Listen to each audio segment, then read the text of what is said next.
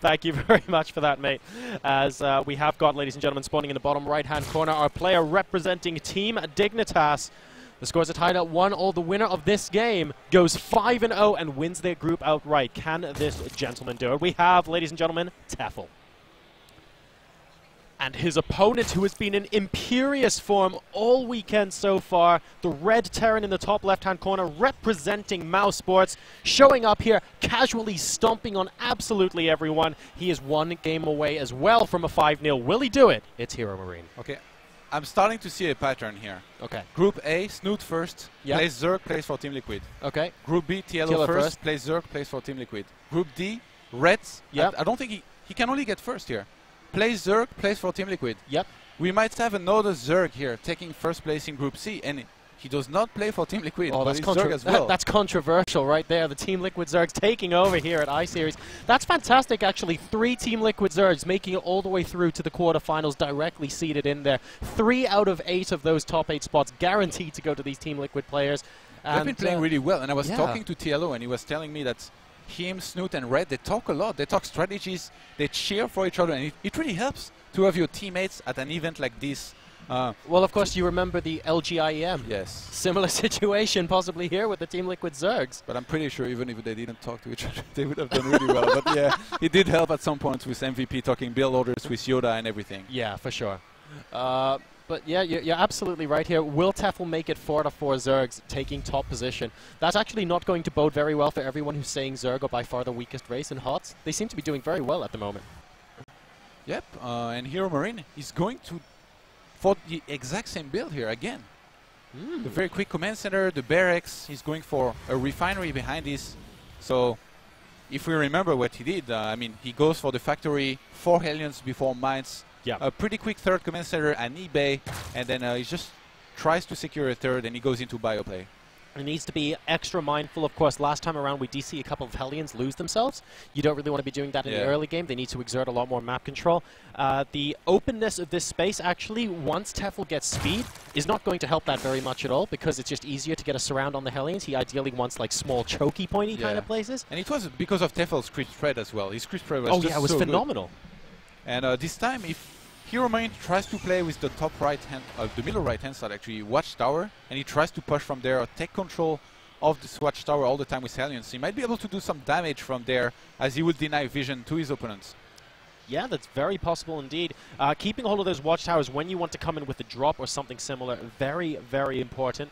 And HeroMarine will probably end up doing something along those lines if he decides to come along the flanks. Now, holding the Watchtower is something Sting does quite a lot, especially on Cloud Kingdom. When he moves out with Marines, we've seen it time and time again. Make sure you have the Watchtowers before moving out across the map, and then your opponent only has seconds to react to you. Really, really good stuff. Yeah, playing for positioning and map awareness, always very important in StarCraft 2.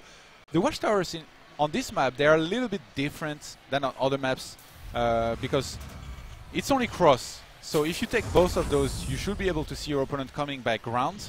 But denying them to your opponent, there is a lot of paths you could use. There is also the Watchtowers on the sides. Yeah. So there is lots of possibilities. And I think drops on this map are actually very strong because there is dead space behind your expansion and behind your main. Medivacs can fly all the way around and literally land into your mineral lines as a Zerg. So we might see HeroMarine try to go for a style here where he goes for a lot of drops. In the previous game, he didn't really drop at all. Yeah, he gathered his entire force and tried to attack up front. Yeah, that's a good point, actually. I mean, we basically saw a very blunt sort of battering ram style attack there in that last game. But you're right. I mean, the dead space on this map does tend to lend it more to that kind of aggressive drop play.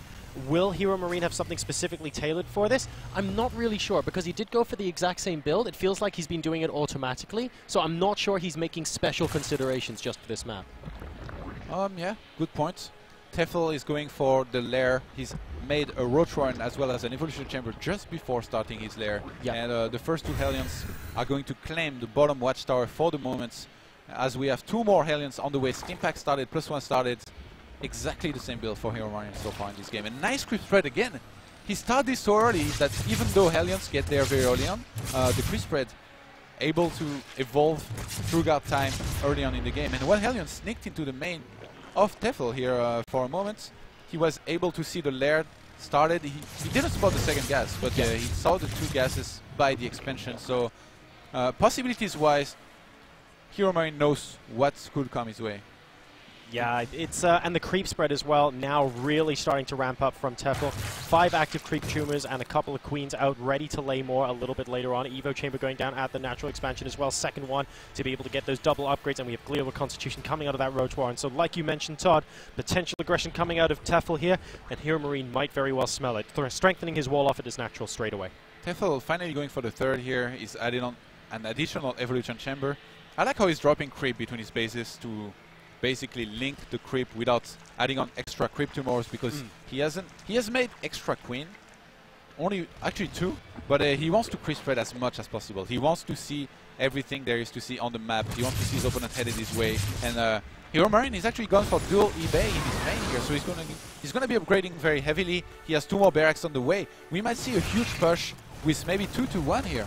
An Overseer heading into the main base of HeroMarine now, just gone via the natural. He's going to be popping. Oh no, he's not actually popping into the main. He's actually rallied that away at the moment.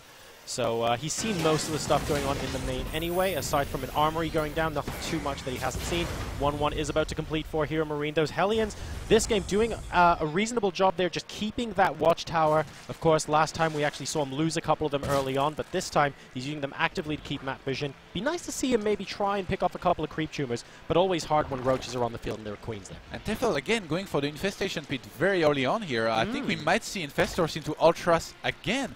He's still creep spreading very well. Yep. He's going to start saturating his third base. He's actually going for missile attack level 2, so that's a bit weird. He's getting extra roaches right now. Well, could he try to hit a timing with roaches and infestors?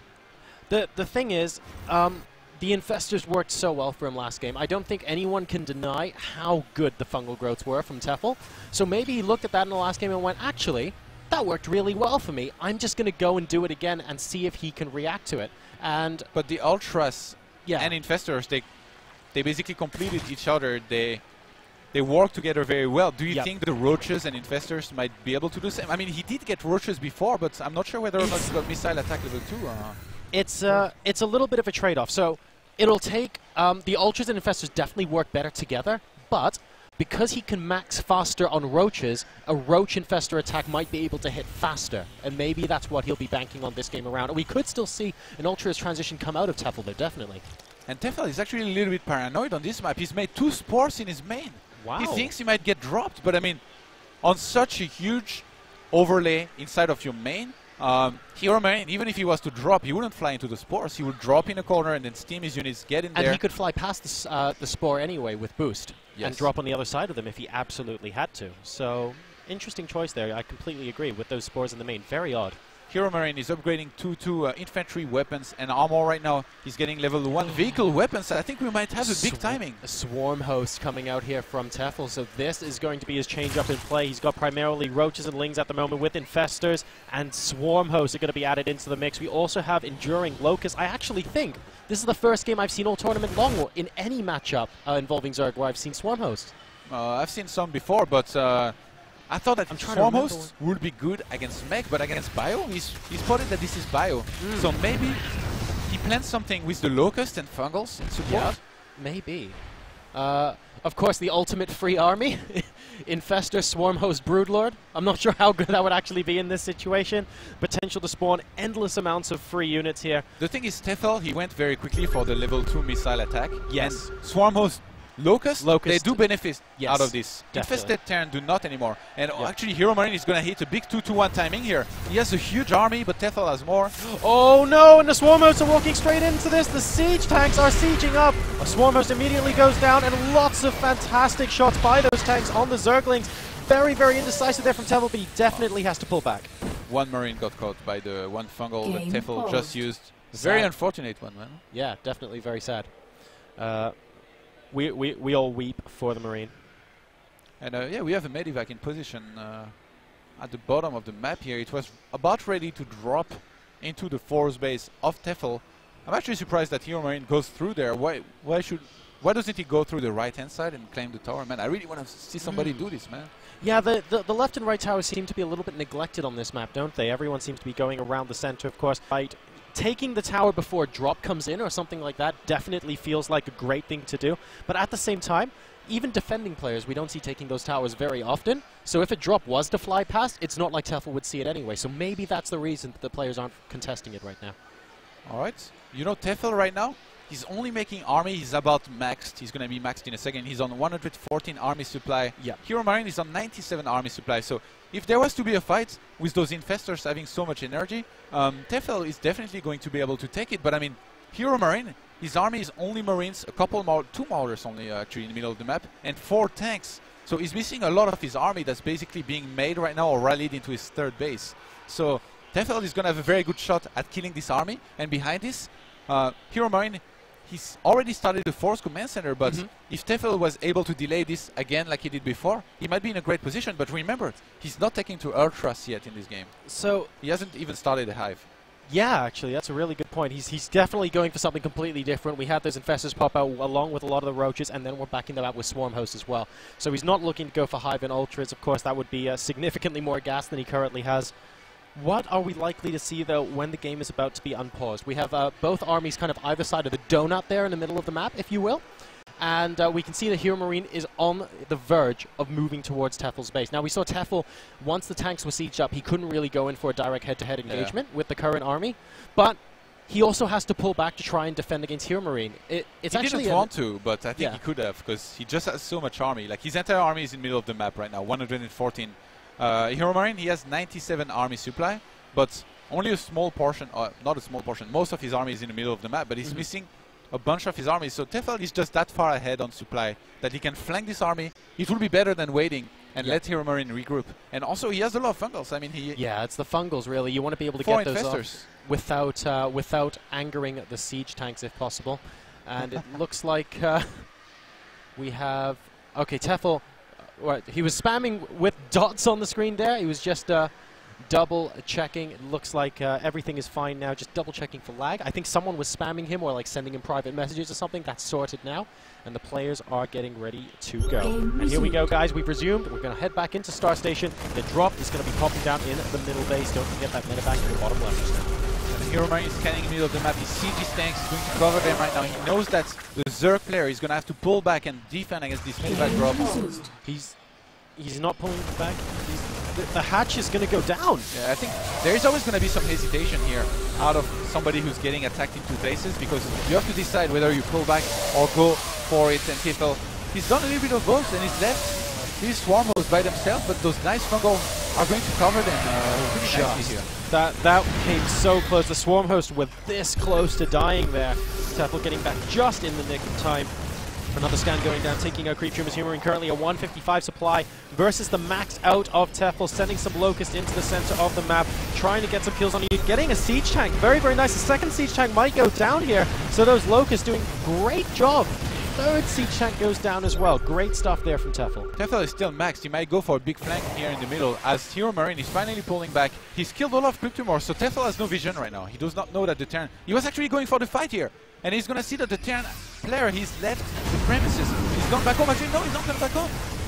Oh my goodness, actually backing off once again. It looks like the tanks are going to get sieged up, but in a very defensive position on his half of the map. The Swarm Host can now take a more advanced position now and just send some Locusts in, sieging this area up of his own. You have siege tanks, but I have Locusts. I'm going to whistle down your units with units that don't cost me anything. Yeah, that's now so HeroMarine moving down around the left-hand side. He's not sending waves and waves of Locust. He's controlling the cooldown really well. He knows exactly when it finishes, so he's going to try to regain position. But nice fungal. Unbelievable fungal growths coming out of there from Tefel, and that's definitely going to give him the lead away. He needs to absolutely smash through this army. The tanks on the south side are completely gone now, and Locusts are going to mop up these two as well. Beautiful engagement there, very well held, and very good patience with those Swarm Hosts as well. And good pickup here by HeroMarine, saving those 2 tanks. I thought for sure they were going to die. Very good, yeah. He saved both of them. He needed to pick them up to save them there. Really, really good stuff. You know, Tefel is trading a lot better right now. HeroMarine is down to 6,700 units lost, whereas Tefel is only on 5,000. Tefel is going to have... I guess he's remaking his force just now, but he's already long distance mining out of it. He's going to keep on trading these Locusts against army if he can. He's just trying to send in the Locusts and then behind this use some fungals and basically trade free stuff for costly units. Yeah, forcing those Marines to stim as well. Yes, okay, the medevacs are there, but constantly using their energy is not something they want to be doing when they're technically out of combat. A lot more Locusts coming in now. 2-2 upgrades on these Locusts, don't forget. Gonna pop in, and the Bio does have to come up to engage, otherwise they will start picking off siege tanks like they did last time. 200 supply versus 170 at the moment, and HeroMarine just constantly losing more and more. Good damage control right now, and Tefel just needs to be very... Oh, great fungal on all those medevacs! Chain fungal, a second one coming down. Can we get a third one to seal the deal? Yes, we do. I think we need a fourth to completely kill some of them off. Firing that one off a little bit early, but a fifth goes down just to be sure, and all of those medevacs are... No! 1 hit point, 7 hit... Oh! Dude. Huge wave of Locusts here. He's going to try to buy himself more time. I think definitely might have to pull back here. He might get stinned into his army, and there is not that many fungals left for Tefel. Oh my goodness, all these medevacs surviving on under 10 hit points. It's unbelievable here, and HeroMarine is going to push back forward. Needs to be very, very careful. Those Swarmos are in a very forward position right now, and if HeroMarine decides to stim forward and try and pick them off, he could, and that's why Tefel's going to be picking up those Swarmos now, unburring them, moving back to his side of the map. His fourth base is established once again, and over on the left-hand side of the map at the 9 o'clock position, HeroMarine has also taken a fourth, making it a planetary fortress. And there is a huge imbalance between Tefel's minerals and his gas. He's not been mining from the gases that he's forced for a long time as a Zerg. 20 minutes into a game, you want to be on 8 or 10 gases. That's not the case for Tefel, and because of this, he's going to have a lot of minerals, and we have a doom drop on the way here out of HeroMarine. A doom drop from medevacs that have 7 hit points on them. This is... Imagine they finally fly into the 2 spores. The one in the middle. Oh, dude, if those 2 spore crawlers end up killing 3 medevacs before units drop, this is gonna...